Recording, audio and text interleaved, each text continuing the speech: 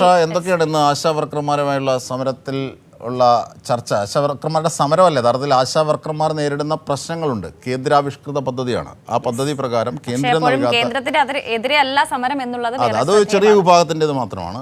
ഇന്ന് അവരുടെ വിഷയങ്ങൾ, പ്രശ്നങ്ങൾ പഠിക്കാൻ കമ്മിറ്റിയെ നിയോഗിക്കുന്ന അടക്കമുള്ള വിഷയത്തിൽ നിയോഗിക്കണമെന്നാണ് സർക്കാർ നിർദ്ദേശം. അത് സമരക്കാർ അംഗീകരിക്കുന്നു.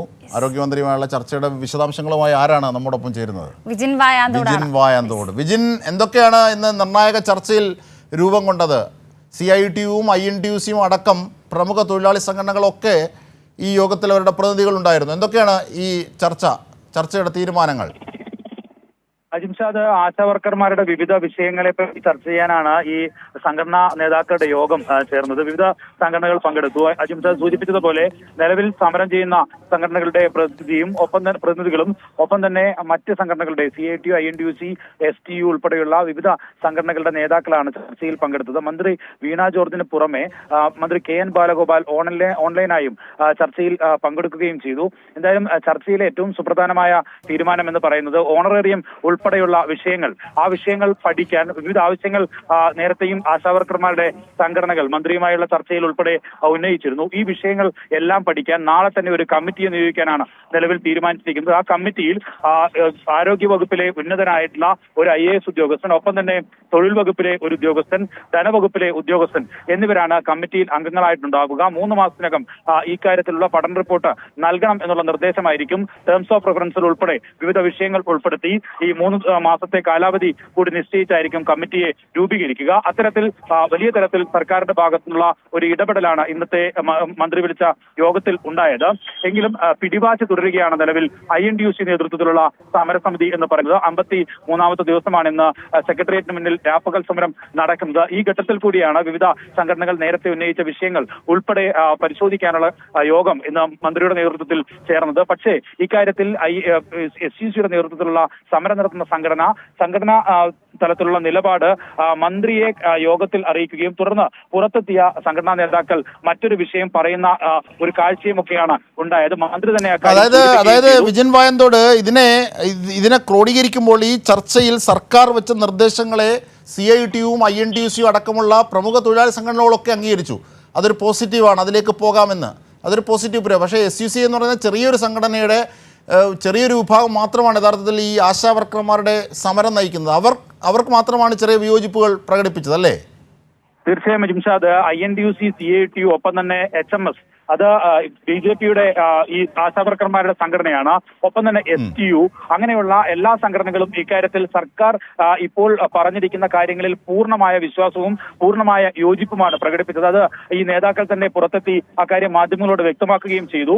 അവരോട് തന്നെ നമ്മൾ ചോദിച്ചത് ആശാവർക്കർമാർ പക്ഷേ നിലവിൽ സമരം ചെയ്യുന്ന SUC വിഭാഗം പക്ഷേ അങ്ങനെയല്ല പറയുന്നത്. തീർച്ചയായും ഈ നിർണായക ചർച്ചയ്ക്ക് ശേഷം ആരോഗ്യമന്ത്രി പറഞ്ഞ വാക്കുകൾ കൂടി ഞങ്ങളൊന്ന് കേൾക്കട്ടെ വിജിൻ.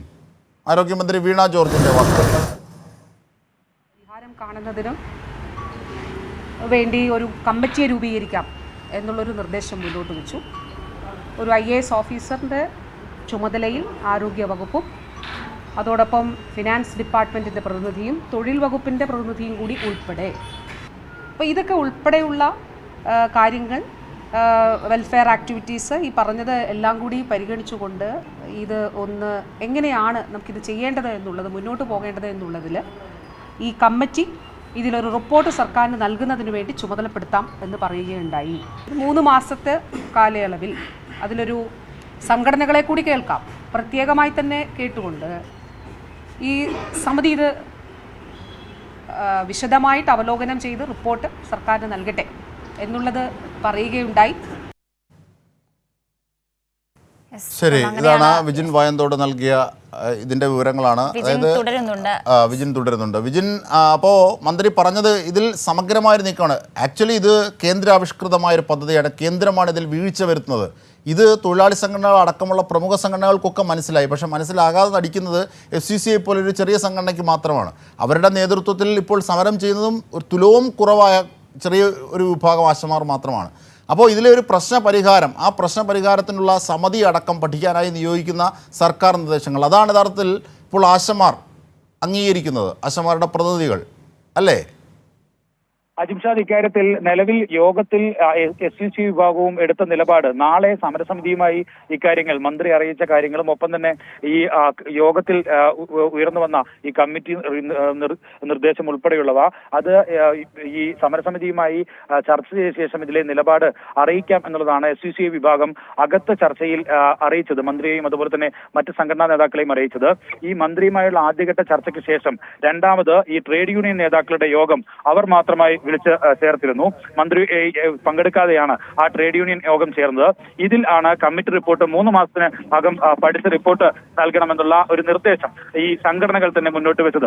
അതിനർത്ഥം മറ്റ് സംഘടനകൾ പൂർണ്ണമായും ഇക്കാര്യത്തിൽ മന്ത്രിയുടെ നിർദ്ദേശം അംഗീകരിച്ചു എന്നുള്ളതാണ്. അവരുടെ അഭിപ്രായം എന്നുള്ള നിലയിലാണ് 3 മാസത്തിനുള്ളിൽ കമ്മിറ്റി പഠിച്ച റിപ്പോർട്ട് സമർപ്പിക്കണം എന്നുള്ള ആവശ്യം ഉന്നയിച്ചത്. അതും സർക്കാർ തീരുമാനമെടുക്കുകയും ചെയ്തു, അക്കാര്യത്തിൽ അംഗീകരിക്കുകയും ചെയ്തു. പക്ഷേ SUC വിഭാഗം പുറത്തു വന്ന ശേഷം പറഞ്ഞത് ചർച്ചയ്ക്ക് തങ്ങൾ ഇനി മന്ത്രി വിളിച്ചാൽ പോകാം, അല്ലാതെ തങ്ങൾ അങ്ങനെ ആലോചിച്ച് മറുപടി പറയാം എന്ന് വ്യക്തമാക്കിയിട്ടില്ല. നാളെയും ഇതുമായി ബന്ധപ്പെട്ട ചർച്ച തുടരുമോ വിജിൻ? നിലവിൽ SUC വിഭാഗം ഇക്കാര്യത്തിൽ ചർച്ച നടത്തി, അവരുമായി അവരുടെ സമരത്തിൽ പങ്കെടുക്കുന്ന ആളുകളുമായി ചർച്ച നടത്തി. മന്ത്രിയെയോ മന്ത്രിയുടെ ഓഫീസിനെയോ ഇക്കാര്യത്തിൽ ചർച്ചയ്ക്ക് തങ്ങൾ വീണ്ടും തയ്യാറാണ് എന്നറിയിച്ചാൽ തീർച്ചയായും നാളെയും ട്രേഡ് യൂണിയൻ നേതാക്കളെ ഉൾപ്പെടെ വിളിച്ചു വരുത്തി വ്യക്തമാണ്. എന്തായാലും വിജിനാണ് സമഗ്രമായ വിവരങ്ങൾ നൽകിയത്. നമുക്ക് ഒരു ഇടവേള കൂടി അനിവാര്യമാണ്. അതിനുശേഷം വഖഫുമായി ബന്ധപ്പെട്ട രാജ്യസഭയിൽ ഭരണ പ്രതിപക്ഷങ്ങൾ കൊമ്പുകോർക്കുകയാണ്. അതിലേക്ക്